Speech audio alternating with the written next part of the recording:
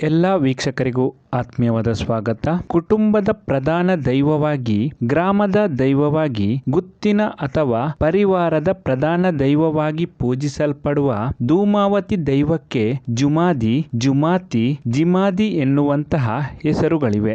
ದೈವದ ನೇಮದ ಸಮಯದಲ್ಲಿ ದೈವ ಹೇಳುವ ಪ್ರಕಾರ ಆದಿಮಾಯೆ, ದುರ್ಗಾ ಪರಮೇಶ್ವರಿಯ ಅವತಾರ ಮಾರಿಯಮ್ಮ, ಮುತ್ತಿಯಮ್ಮ, ಧೂಮಾವತಿ ಎನ್ನುವಂತಹ ಹೆಸರು ಪಡೆದು 4 ಕೈಗಳಲ್ಲಿ 42 ಆಯುಧಗಳನ್ನು ಧರಿಸಿಕೊಂಡು ಬಂದವಳು, ಧೂಮ್ರಾಕ್ಷನನ್ನು ವಧೆ ಮಾಡಿದವಳು ಎನ್ನುತ್ತಾರೆ. ಪಾಡ್ದನಗಳಲ್ಲಿ ತಿಳಿಸಿರುವ ಪ್ರಕಾರ ಧೂಮಾವತಿಯ ಹುಟ್ಟಿನ ಬಗ್ಗೆ ಇರುವ ಬೇರೆ ಬೇರೆ ಮಾಹಿತಿಗಳನ್ನು ಈ ವಿಡಿಯೋದಲ್ಲಿ ನಾನು ನಿಮಗೆ ತಿಳಿಸಿಕೊಡುತ್ತೇನೆ. ದಯವಿಟ್ಟು ಈ ವಿಡಿಯೋವನ್ನು ಕೊನೆ ತನಕ ನೋಡಿ ಹಾಗೂ ನಿಮ್ಮ ಅನಿಸಿಕೆಗಳನ್ನು ಕಾಮೆಂಟ್ಸ್ ಮೂಲಕ ನಮಗೆ ತಿಳಿಸಿ.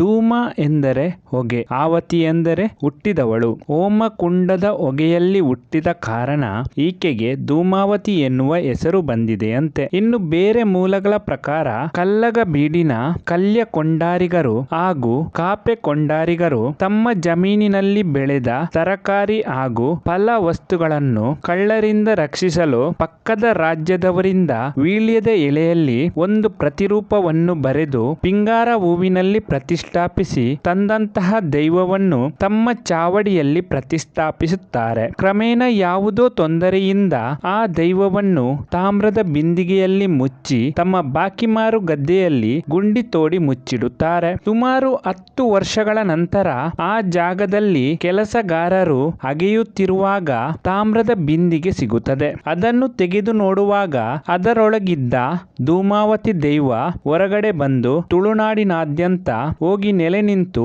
ತನ್ನ ಕಾರಣಿಕವನ್ನು ಮೆರೆಯುತ್ತಾಳೆ. ಈ ದೈವದ ಬಗ್ಗೆ ನಮಗೆ ಅಧಿಕ ಮಾಹಿತಿಗಳು ಲಭ್ಯವಾಗಿಲ್ಲ. ಹೆಚ್ಚಿನ ಮಾಹಿತಿ ತಿಳಿದವರು ನಮಗೆ ಮಾಹಿತಿ ನೀಡಬೇಕಾಗಿ ವಿನಂತಿಸಿಕೊಳ್ಳುತ್ತಾ ಈ ವಿಡಿಯೋವನ್ನು ಮುಗಿಸುತ್ತಿದ್ದೇನೆ. ಈ ಮಾಹಿತಿ ಇಷ್ಟವಾದಲ್ಲಿ ದಯವಿಟ್ಟು ಈ ವಿಡಿಯೋವನ್ನು ಲೈಕ್ ಮಾಡಿ. ಹೊಸತೊಂದು ಕಾರಣಿಕದ ದೈವದ ಮಾಹಿತಿಯನ್ನು ಮುಂದಿನ ವಿಡಿಯೋದಲ್ಲಿ ನಾನು ನಿಮಗೆ ತಿಳಿಸಿಕೊಡುತ್ತೇನೆ. ಎಲ್ಲಾ ವೀಕ್ಷಕರಿಗೂ ಧನ್ಯವಾದಗಳು.